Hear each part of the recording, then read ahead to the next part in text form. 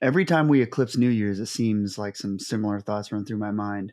I always see the same sort of colloquialisms, new year, new me, or the trend of goal setting gets thrown around a lot. I understand how when we move into a new year, it can be a good measurement marker for, well, the next time it comes around. So we can measure ourselves against who we were at that previous point in time. I get that. But something that's always irked me greatly was, well, the phrase new year, new me, because I feel that it's really incomplete. And just to be frank with people, I honestly hate it when I get all of these notifications of all of these creators talking about how you should set your goals and how even pastors talk about how God is going to finish something or he will complete what he started, which isn't false. And that isn't an accurate doctrine either. That's true. But what I feel is absolutely insane is how the same people can be setting goals year after year after year. And rather than progressing in the goals that they set like 4 years ago, they can just set new goals because they're a new me now, essentially. And I think people live under a false pretense where they feel that they have been shown new things.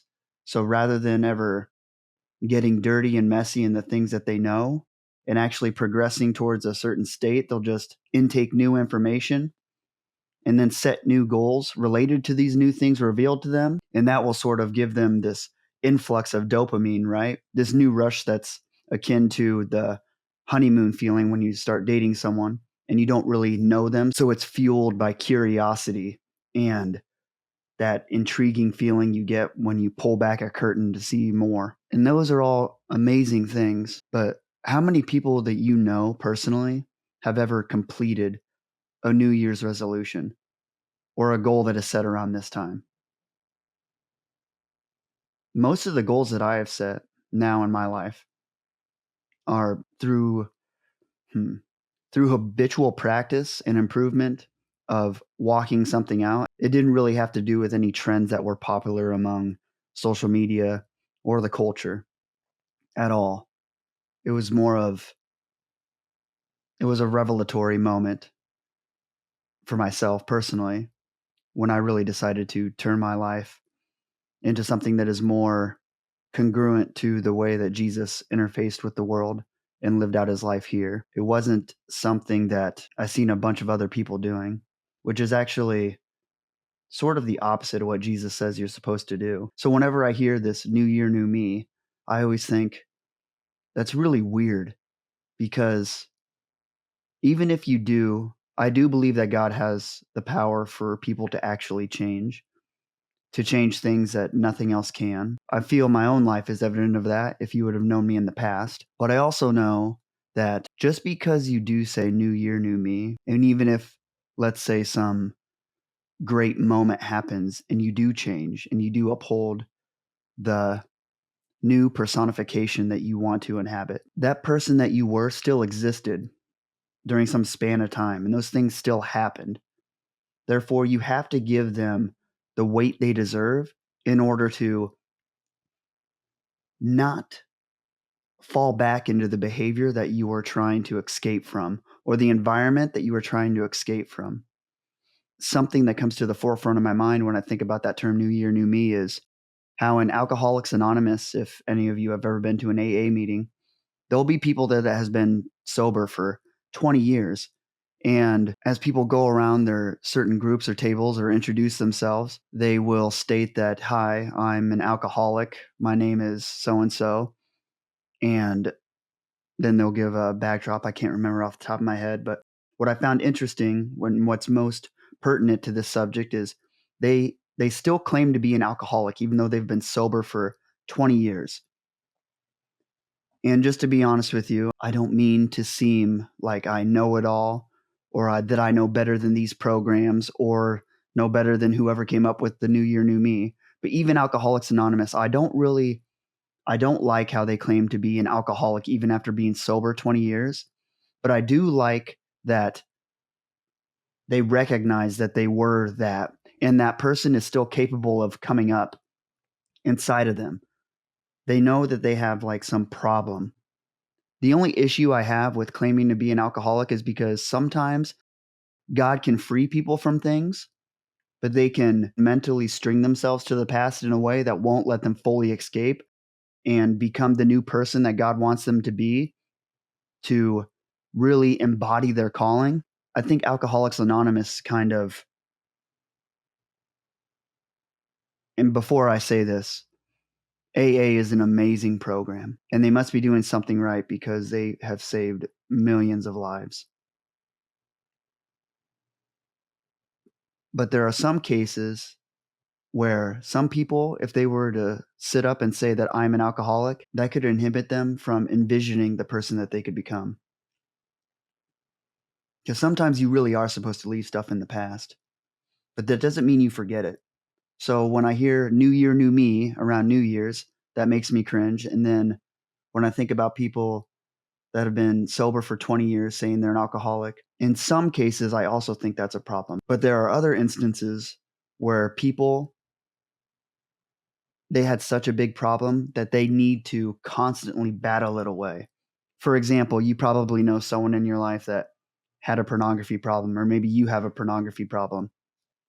There are those that have to get safety locks on their phones, or have a friend or their wife or somebody else check their phone in order to keep themselves from falling back to their old habits. And there are those that can just say, I'm done with porn, and just be done flat forever. I had a sort of moment in my life where I thought, if God ever blesses me with meeting a partner, if he should see that my calling would be complemented and theirs by having each other exist and helping each other and further his kingdom, I asked myself, would I watch porn if I have a wife someday? And I told myself, well, no. And instantly I just thought, well, I'm done doing it now then, because I don't want to build up this habit in me that then I have to battle later on. It doesn't make any sense. So I just stopped, period. And I haven't since. I don't know how long ago that was, how many years. But that was the realization I had. It's not doing anything for me. It's stupid. So some people can do that, but others, it could be the way that God has uniquely crafted each of our minds. Like if you're good at something, for instance, if you're an expert in some field, it might make you susceptible to problems that are inherent of that certain subject matter and subject matter that is related to that field. Whereas if you took someone else where that topic was so foreign to them, they may not be apt to fall into the same sort of traps because they're just not passionate about it anyway. So it couldn't really take their mind and pull it down into the depths of hell of that topic and really add any negativity to their lives or the lives of others, because it doesn't really do anything for them to begin with. For instance, I wouldn't go and corrupt a sports betting league because I don't watch sports and I don't have a huge, strong passion for acquiring a great amount of financial wealth in that medium, right? I don't have any desire for that. I don't know anything about it. I don't want to learn about it. Whereas if I loved football, I could see myself kind of being pulled to that, right? I could see the devil or demons, if you think about it in a spiritual aspect, or other people pulling me that way. Does that make sense? And so to bring this full circle, when I hear people say, New Year, New Me, it's like, well, I wouldn't really be, I'd be really cautious about that, because what's the first thing you do when you go to build a house? You create a foundation. What is the foundation set upon? The ground. So you have to assess the ground, right? Now that ground has history to it, whether it's on dirt or concrete. The workers there that have to set that foundation, they have to take that into account. They have to build upon what is already there. They have to transform it. And you also have to account for what the future external variables are within that environment and how they affect that foundation that you are proposing to build upon that land. Because let's say you build on a hill you have to take into account, okay, well, does it rain here often? And if it rains, does it rain so much that over a great period of time, it's going to slide down the hill? You have to take that into account when you build the foundation. So you can't just build a house or build a structure, or what I really think people should build instead of setting goals is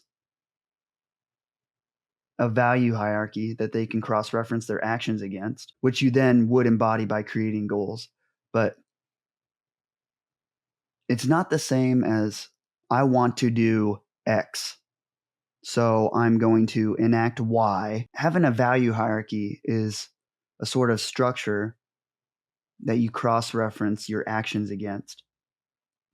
And that sort of mental interaction will render you to enact behavior in your life that will slowly transform your heart, mind, and soul, for that matter, into a new person that you are happy to present to God if you would be a Christian. And that's really powerful to think about. And that's more than new year, new me, because even let's say you are a Christian and you think about the passion story where Jesus got crucified and then resurrected. You could say, yes, he became a new person, but he had to go get nailed to a cross. He had to die in order to be resurrected. And therefore, he had to be living to die, right? So his past matters. If his past didn't matter, then he wouldn't have really done anything. He had to live as a mortal and then die in order to be resurrected. So the whole story of Jesus is establishing that you need to take into account how you got to where you were in order to become a new person, or in order to embody the calling and purpose that God intended for your life upon your inception. And so this time of year is really, I wouldn't it's complicated because there are some people that will set goals and follow them all year. Whereas I think most people will probably get caught up in the motivational hysteria of setting goals and do it because their pastor says or because their friends are, which isn't a bad thing. But it can become a bad thing if you set a goal and then never do anything with it.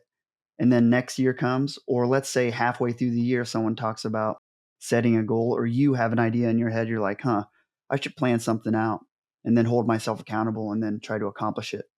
And then you can think back to that one time where, oh, yeah, but think about all those people that just set goals and never do anything. Oh, yeah, I was one of them. It sets people up for failure. I believe that. If you think about it in such a incomplete manner, it's not a new year, new me. It's not. I thank God for changing me because of what I was. And knowing what I was keeps me humble and keeps my head low in humility to God, while at the exact same time allows me to hold my head high in his reverence, knowing that he is able to change someone that was as foolish, prideful, arrogant,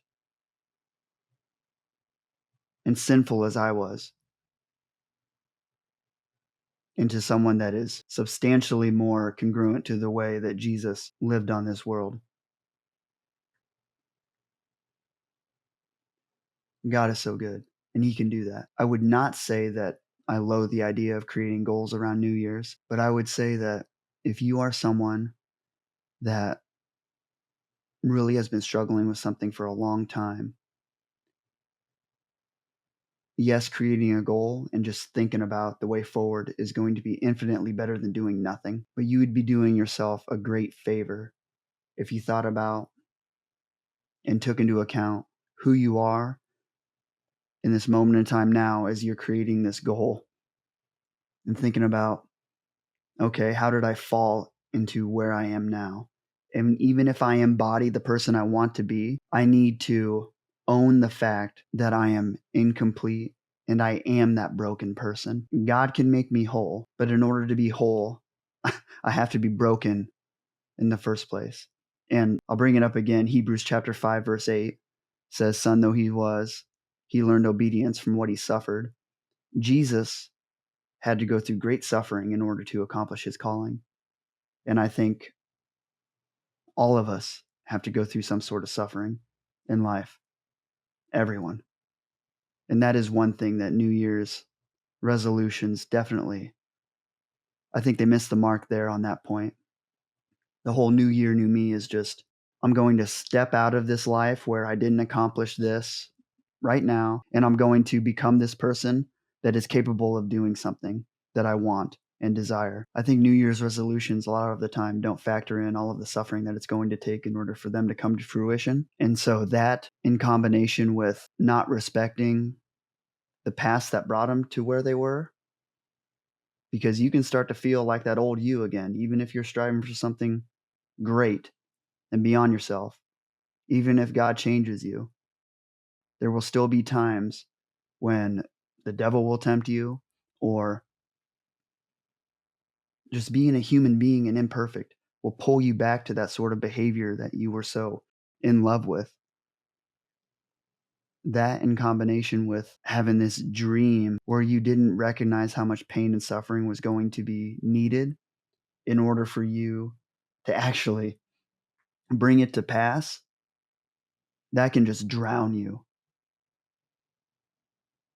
which is also why it's so important to have a relationship with God, because He's the only one that's going to pull you through it completely. I really think that having a value hierarchy in place that causes you to hang your head low in humility to God and all His great works, while at the same time being able to hold your head high due to being cognizant of the person that He has turned you into as compared to what you were. That's really beautiful. So I'll leave you with that and let you think about that for a while. And if you made it this far, I thank you and I really appreciate your attention. I'm trying to improve my linguistic ability and my aptitude to really open up and be transparent and not really think about speaking to a camera, but rather me speaking to someone in real life. That's what I'm trying to embody here. And I know it's not the same, but this is how many people get their information nowadays. And I know a lot of videos that I've seen online has changed my life, or God has used videos that I've seen online to change me in some manner. I'm still working on a billion things right now. If there's anything I can be praying for you, let me know. I love you and I thank you. Let me know what you thought about this in the comments, and I'll see you in the next one.